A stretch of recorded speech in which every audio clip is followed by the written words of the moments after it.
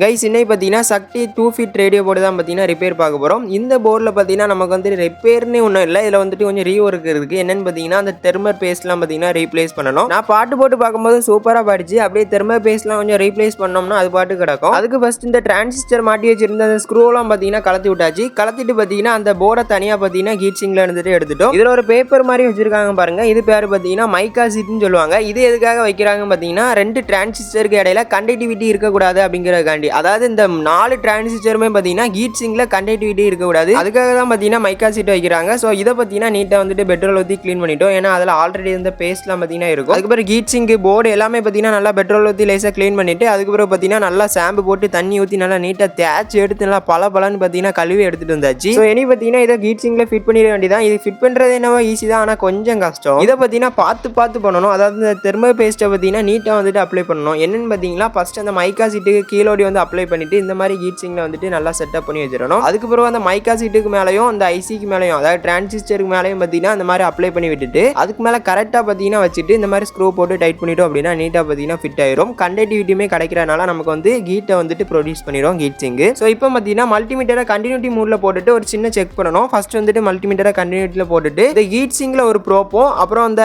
IC கால் அதாவது 3 பின்னா இருக்கு பார்த்தீங்களா, டிரான்சிஸ்டர் 3 பின்லையும் பார்த்தீங்கன்னா ஒவ்வொன்றிலையும் வச்சு பார்க்குறோம். எதுக்காக பார்த்தீங்கன்னா ஒரு பின்னு கூட அதில் ஷார்ட் ஆகிருக்கக்கூடாது. அப்படி ஷார்ட் ஆகிருந்துன்னா உடனே பார்த்தீங்கன்னா எரிஞ்சு போயிடும். ஸோ அதனால் பார்த்தீங்கன்னா அந்த மாதிரி செக் பண்ணுறோம். இதில் வந்துட்டு வேல்யூ வந்து ஃபுல் ஷார்ட் ஆகக்கூடாது. அதாவது 0 1 அந்த மாதிரி எதுவுமே காணிக்க கூடாது. ஒரு 300க்கு மேலே அந்த மாதிரி காணிச்சு அப்படின்னா கரெக்டாக இருக்குன்னு அர்த்தம். பார்த்தீங்கன்னா எல்லாமே கரெக்டாக இருக்குது. சூப்பராக பார்த்தீங்கன்னா ஃபிட் பண்ணிட்டோம். ஸோ பாட்டுலாம் போட்டு பார்த்தோம். வேற லெவலில் பார்த்தீங்கன்னா ஆடியோ குவாலிட்டி இருந்துச்சு. இதை வச்சு நம்ம அப்கமிங்கில் ஏதாச்சும் ப்ராஜெக்ட் பார்த்தீங்கன்னா பண்ணிக்கலாம். ஸோ மறக்காம நம்ம சேனலை சப்ஸ்கிரைப் அண்ட் ஃபாலோ பண்ணி வச்சுக்கோங்க. நெக்ஸ்ட் ஒரு இன்ட்ரெஸ்டான வீடியோ சந்திக்கலாம். Bye guys.